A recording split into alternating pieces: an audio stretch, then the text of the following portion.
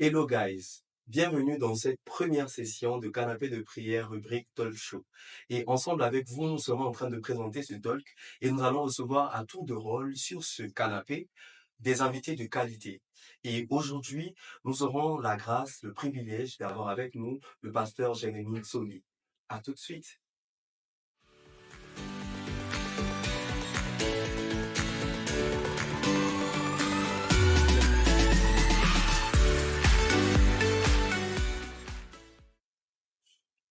Rebonjour à tous. Alors, je disais que nous aurons sur ce plateau avec nous, ou que dis-je, nous avons sur ce plateau avec nous le pasteur Jérémy Soli.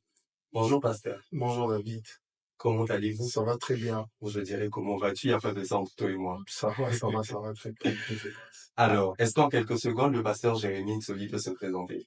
Merci, je suis le pasteur Jérémy Soli. Je suis pasteur à l'église Haute Montagne d'Israël auprès de l'apôtre Abraham Robert Gamou.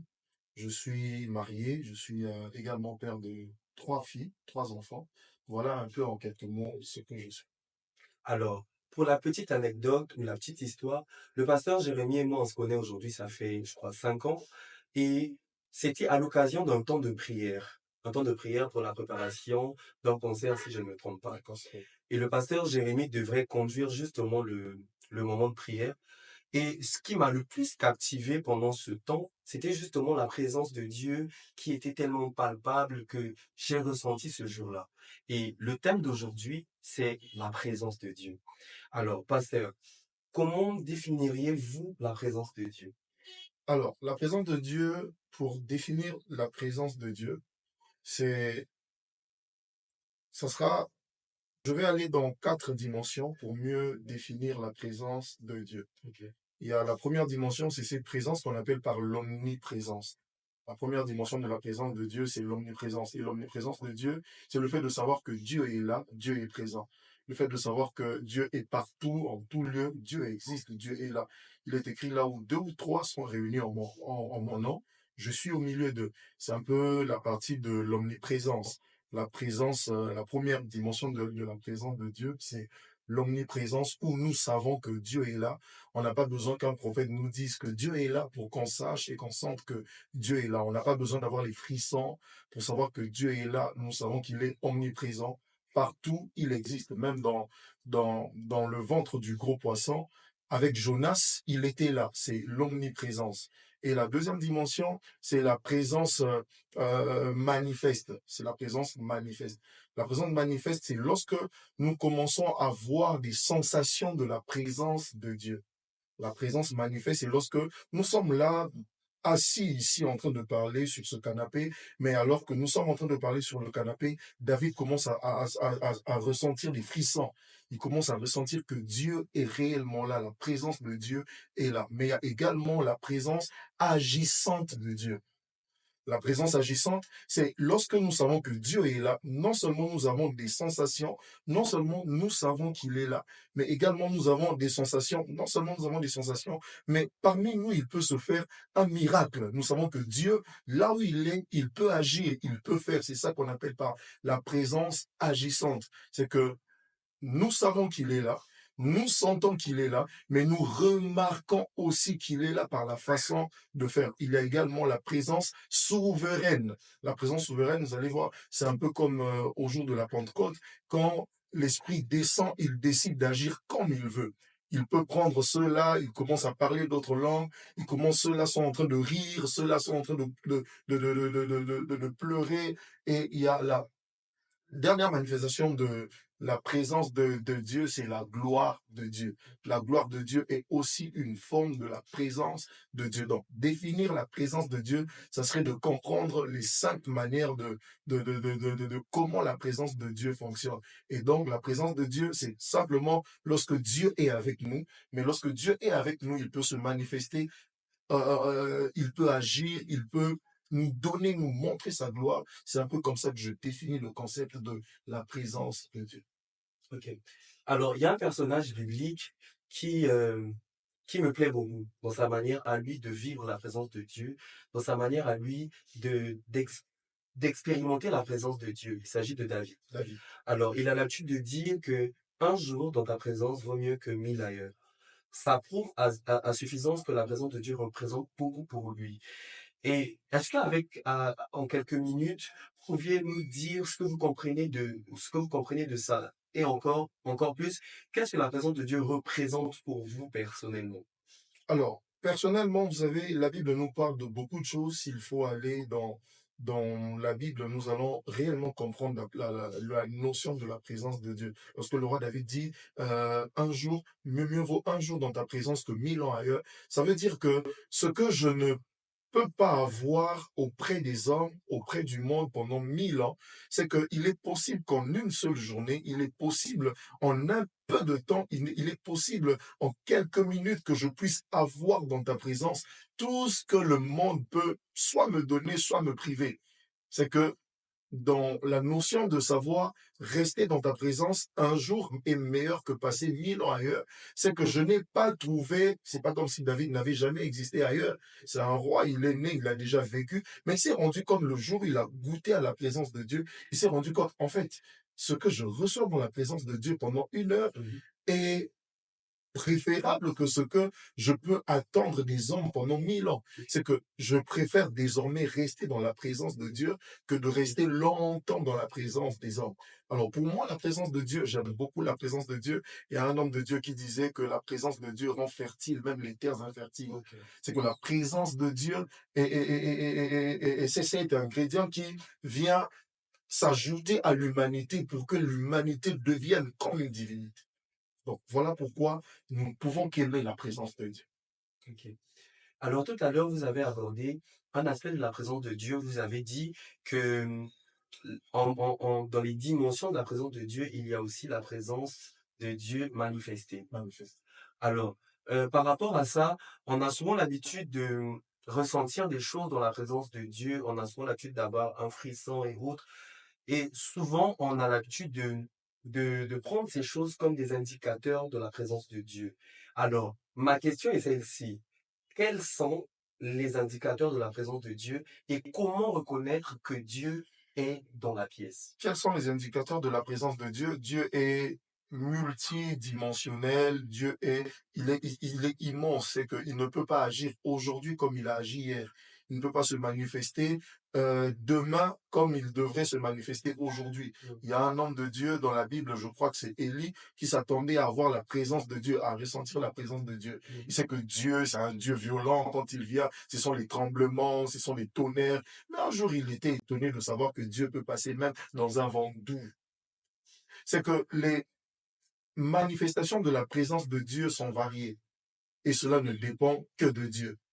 Il y a, avec d'autres personnes, comme je le disais, ils peuvent ressentir des frissons. D'autres personnes même peuvent commencer à rire alors que nous sommes dans la prière.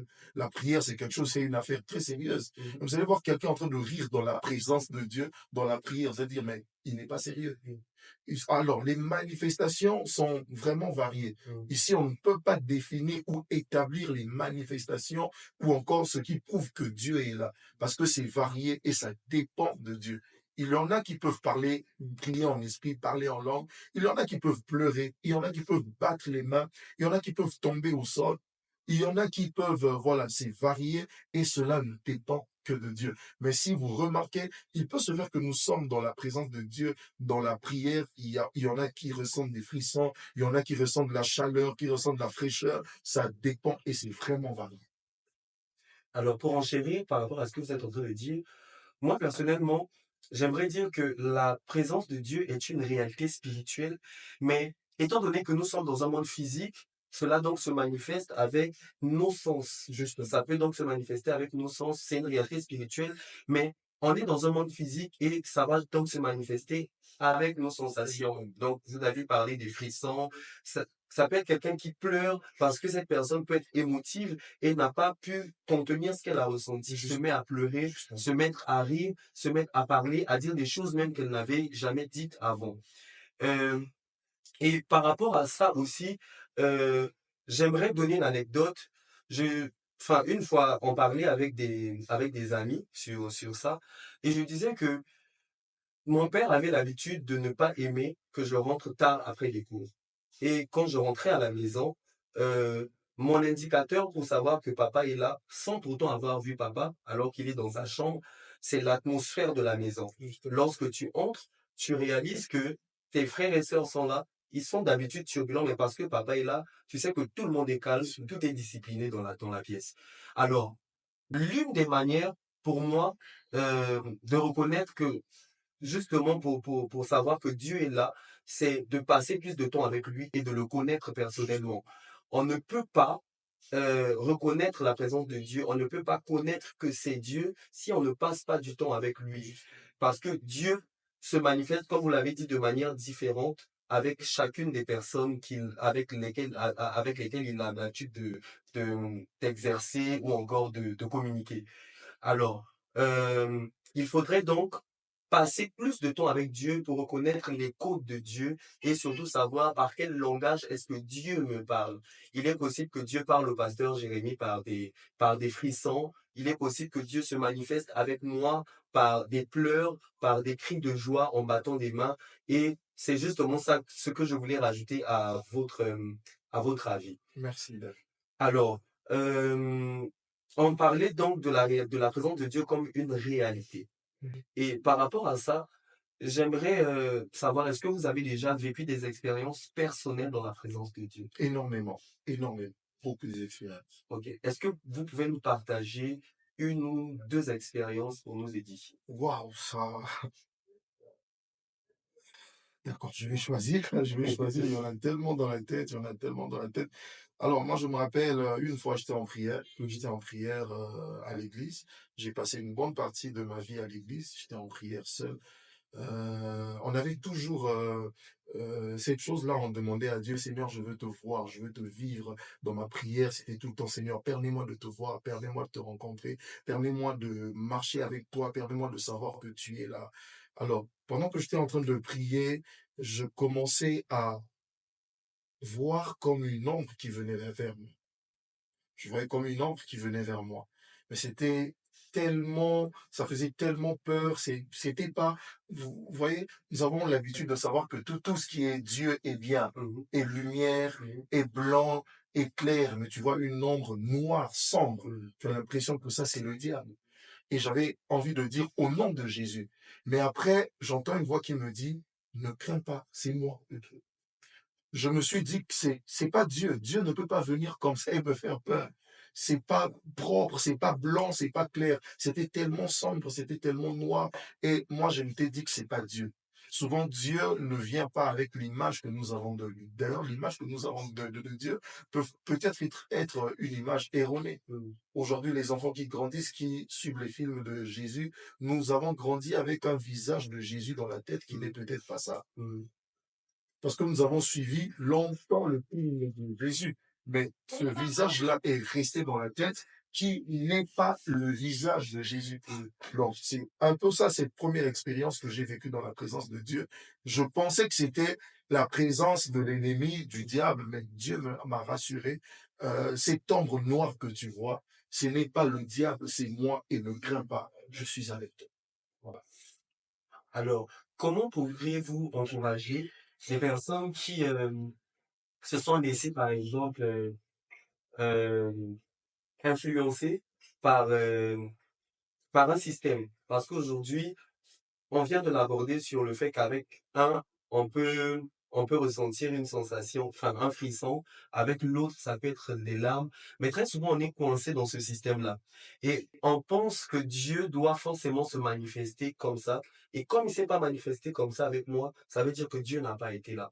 Qu'est-ce que vous pouviez dire à ces personnes qui pensent comme ça et qui ont sûrement été découragées, ne veulent plus prier parce que ils se disent que Dieu n'a pas été là ce jour? Mhm. Ok, j'aimerais m'adresser à ces personnes-là. Sachez aujourd'hui que Dieu est souverain.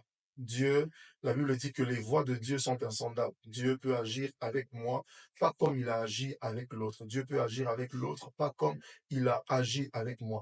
Il est possible que le même Dieu qui veut atteindre le même résultat n'utilise pas les mêmes moyens pour atteindre le même résultat. Je peux vous donner deux, trois exemples dans la Bible. Le même Dieu qui a voulu séparer la mer avec Moïse a utilisé le bâton. Mais le même Dieu aussi a voulu atteindre le même résultat, séparer le Jourdain avec les sacrificateurs, il a fallu que les sacrificateurs entrent d'abord dans l'eau avec l'arche. Le même Dieu, pour atteindre le même but, séparer encore le Jourdain avec Élie et Élisée. Cette fois, ça demandait le manteau. C'est que le même résultat, mais pas la même procédure. Il est possible que vous ressentiez la présence de Dieu pas de la même façon que l'autre l'a ressenti. Si vous êtes frustré parce que vous ne criez pas lorsque vous pleurez, si vous ne ressentez pas la fraîcheur, la chaleur lorsque vous priez, et que les autres, quand ils parlent de leur expérience, ils disent toujours qu'ils ont ressenti ça, ne soyez jamais frustrés pour ça. Il est possible que Dieu se manifeste avec vous dans le calme, dans le silence, sans que vous ne ressentiez même quelque chose sur votre corps, mais il est possible que la présence de Dieu soit réellement avec vous. Ne frustrez pas si vous n'avez pas les mêmes réactions avec tout le monde, parce que Dieu est un Dieu multifonctionnel, multidimensionnel. Il peut commencer une nouvelle histoire avec toi, une histoire qui n'a jamais existé. Donc, au contraire, je vous encourage, lorsque vous êtes dans la présence de Dieu, désirez toujours que Dieu vous permette de vivre une nouvelle expérience que vous n'avez jamais vue, que vous n'avez jamais vécue, même pas avec vous-même, même pas avec les autres. Désirez toujours de vivre une nouveauté dans la présence de Dieu. Voilà. Merci beaucoup, Pasteur Jérémy. C'était un plaisir de vous avoir avec nous aujourd'hui enfin, sur notre canapé et on espère que ça sera pas la dernière fois. J'espère aussi que ça ne sera pas la dernière fois. Ok, merci à vous Merci et à que vous. Dieu vous bénisse surtout. Merci beaucoup. Que Dieu vous bénisse énormément. Merci et nous espérons que vous serez bénis par ces temps de partage avec le pasteur Jérémy et aussi pour toutes les autres fois avec toutes ces personnes que nous serons en train de recevoir. Que Dieu vous bénisse.